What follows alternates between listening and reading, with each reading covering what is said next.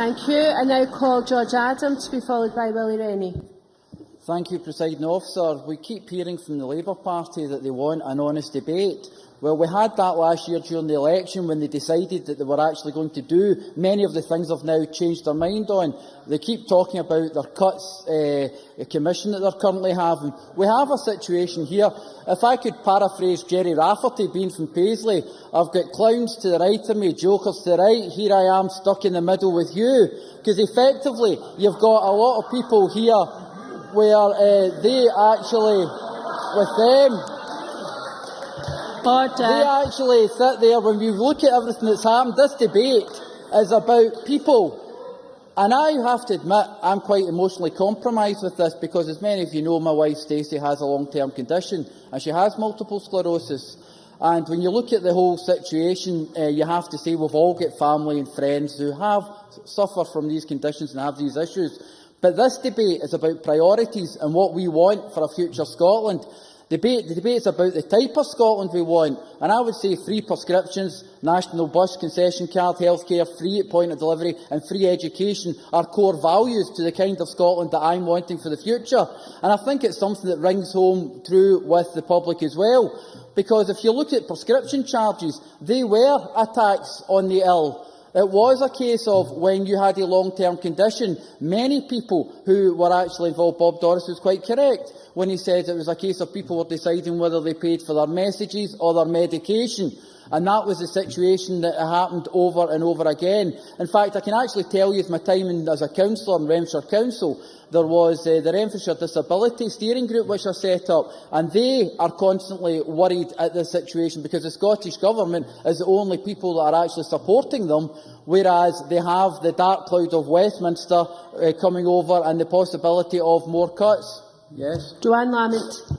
If the member shares the concern of the Auditor-General, who says that the NHS is on an amber warning, that we have £1 billion of backlog to the repairs and that £500 million of that is deemed to be high or significant risk to the services that we would all rely on if we were ill. George Adam. Here comes the crux of the argument. We constantly hear things from Labour, but we don't get offered any solution. The SNP stood on protecting the NHS. We have done that. The money stayed there within the National Health Service, and that is the difference where Labour offer absolutely nothing. Now, if we talk about the older people as well, I believe that older people should be looked after dignity and respect as well. In fact, remembering Sunday, we've just had, and I of course did my duty and went to Paisley Cenotaph, spoke to some of the older and not so old soldiers in the area, and they too were discussing some of the issues. The fact that there's a young man who is a Military Cross winner from Paisley, who because of gaining that Military Cross was invalided out, and now he has a bus pass and is able to get about and move his life on. These are real issues for real people, and I think we have to move away from the politics and the academic argument and actually think of the actual individuals that we serve. We're talking about a fairer Scotland, and Duncan McNeill says, how do we pay for it? Well, here's an idea, Mr McNeill. Trident costs £1.245 million. Now, why don't I just decide to go for 29,643 nurses? Or I could go for 34,583 teachers, or 42 to 62 secondary schools. These are the things that we'd rather do within Scotland, rather than spend billions on weapons of mass destruction. Gladly. Michael McMahon. Can the member tell us how this money can be spent twice, since Angus Robertson has said all this money will go on defence spending in Scotland? George Adam. That's complete nonsense, and I'm glad I had the opportunity to say that on the official record. As I quite said, politics is about priorities, and my priorities are the people of Scotland. You know, we actually sit here in a situation where we've got to wonder where we're moving on in Scotland, and I've mentioned my own personal circumstances once or twice in the past, but I wrote a letter to the Labour Party MSPs within Renfrewshire asking them where they stood in universal benefits. I'll hold on a second till I finish this situation.